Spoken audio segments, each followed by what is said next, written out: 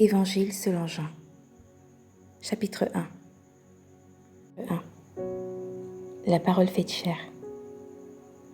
Au commencement était la parole, et la parole était avec Dieu, et la parole était Dieu. Elle était au commencement avec Dieu. Toutes choses ont été faites par elle, et rien de ce qui a été fait n'a été fait sans elle. En elle était la vie, et la vie était la lumière des hommes. La lumière luit dans les ténèbres, et les ténèbres ne l'ont point reçue. Il y eut un homme, envoyé de Dieu. Son nom était Jean. Il vint pour servir de témoin, pour rendre témoignage à la lumière, afin que tous crussent par lui. Il n'était pas la lumière, mais il parut pour rendre témoignage à la lumière. Cette lumière était la véritable lumière, qui en venant dans le monde éclaire tout homme. Elle était dans le monde, et le monde a été fait par elle, et le monde ne l'a point connue. Elle est venue chez les siens, et les siens ne l'ont point reçue, mais à tous ceux qui l'ont reçue, à ceux qui croient en son nom, elle a donné le pouvoir de devenir enfants de Dieu, lesquels sont nés non du sang, ni de la volonté de la chair, ni de la volonté de l'homme, mais de Dieu. Et la parole a été faite chair, et elle a habité parmi nous, pleine de grâce et de vérité. Et nous avons contemplé sa gloire, une gloire comme la gloire du Fils unique, venu du Père. Jean lui a rendu témoignage, et s'est écrié: c'est celui dont j'ai dit, celui qui vient après moi m'a précédé, car il était avant moi. Et nous avons tous reçu de sa plénitude, et grâce pour grâce, car la loi a été donnée par Moïse, la grâce et la vérité sont venues par Jésus-Christ.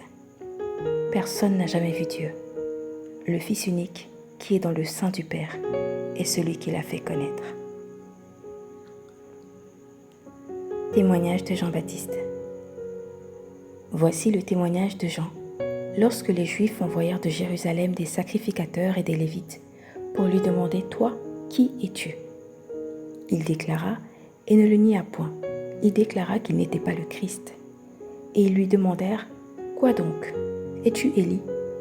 Et il dit: je ne le suis point. Es-tu le prophète? Et il répondit: non. Ils lui dirent alors: qui es-tu? Afin que nous donnions une réponse à ceux qui nous ont envoyés. Que dis-tu de toi-même? Moi, dit-il, je suis la voix de celui qui crie dans le désert.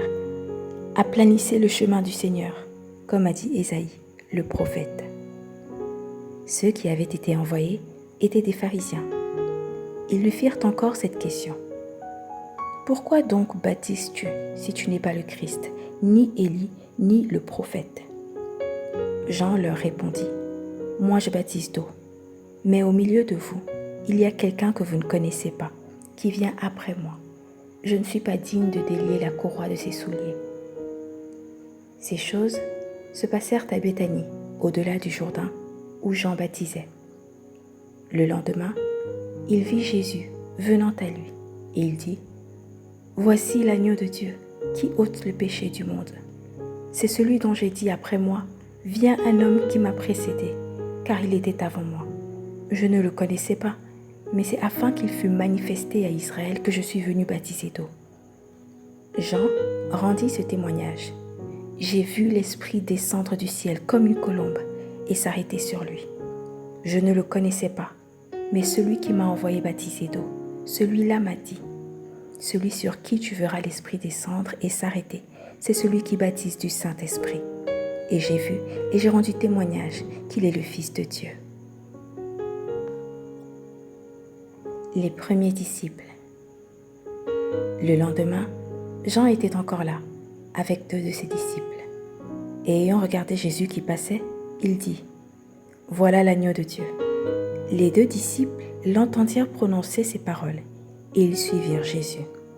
Jésus se retourna, et voyant qu'ils le suivaient, il leur dit: que cherchez-vous? Ils lui répondirent: Rabbi, ce qui signifie maître, où demeures-tu? Venez, leur dit-il, et voyez. Ils allèrent, et ils virent où il demeurait. Ils restèrent auprès de lui ce jour-là.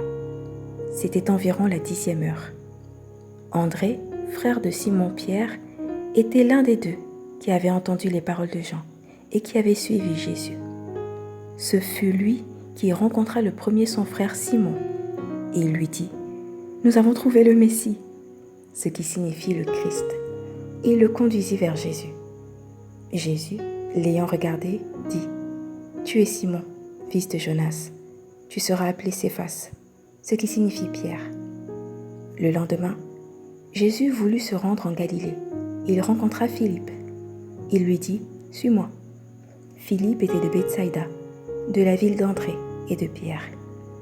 Philippe rencontra Nathanaël et lui dit, « Nous avons trouvé celui de qui Moïse a écrit dans la loi et dont les prophètes ont parlé, Jésus de Nazareth, fils de Joseph. » Nathanaël lui dit, « Peut-il venir de Nazareth quelque chose de bon ?»